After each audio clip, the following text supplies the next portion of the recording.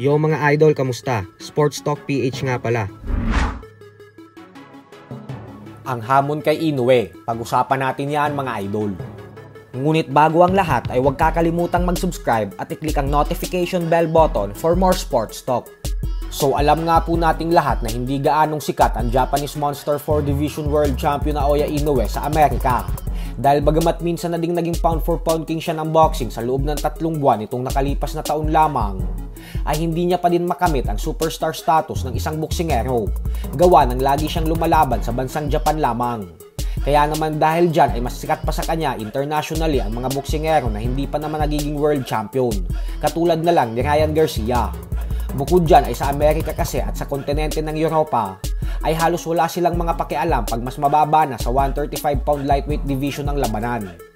Pero ganun pa man nga po ay hindi natin maikakailan na yung mga lehitimong fans ng sports ng suntukan ay paniguradong kilala talaga si Inoue at maging ng mga lehitimong boksingero din. Kaya naman dahil dyan ay maging ang undefeated former Unified Super Featherweight World Champion Shakur Stevenson ay hindi na ding maiwasang mapahanga sa binansagang halimaw ng Japan. Sa latest interview po kasi kay Stevenson ay sinabi nito na isang magaling na boksingero daw talaga si Inoue. Subalit kumbinsido pa din siya na hindi ito mananalo sa kanya. Kaya naman lakas loob niya na ding hinamon si Inoue. Banat ni Stevenson na iparating daw sana ng mga tao ang mensahe niya kay Inoue na gusto niya itong paakyatin ng 135-pound lightweight division upang magkasubukan na sila sa ibabaw ng lona. Bagay naman na medyo alanganin dahil sa 122-pound super bantamweight division lamang lumalaban si Inoue. Kakailanganin niyang umakyat ng 3 dibisyon kung gusto niyang makasagupa si Stevenson.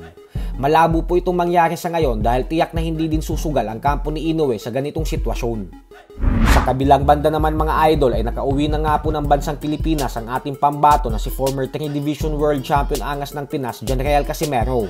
Matapos ng kanyang naging laban sa bansang Japan kontra sa former IBF Super Bantamweight World Champion Yoshinori Oguni. At talaga naman nga pong mas lalong madaming napahanga kay Casimero gawa na nagpaulan ito ng pera upang mamigay ng libu-libong balato sa kinita niyang limpak-limpak na salapi sa Oguni fight. Kaya naman saludo pa din talaga sa angas ng Pinas kahit anong mangyari. Ang pinakamahalaga pa din sa lahat ay yung nakakatulong ka sa mga kapwa mong nangangailangan. Samantala, lakas loob nga pong sinabi ng undefeated prospect ng Puerto Rico sa super middleweight division, Edgar Berlanga, na pag nakatapat niya umano ang undefeated knockout artist ng Mexico na si Jaime Munguia, ay panigurado daw na bugbog sarado ang aabutin nito sa kanya.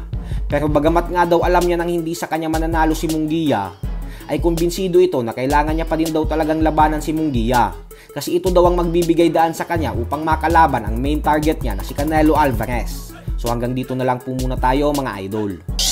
Sports Talk PH, kakaiba ang laban ng mga Pinoy. Lakas at dedikasyon ng armas na tinuon. Kamaong nagbabaga ang sayo ay babaon. Mga Pinoy na ating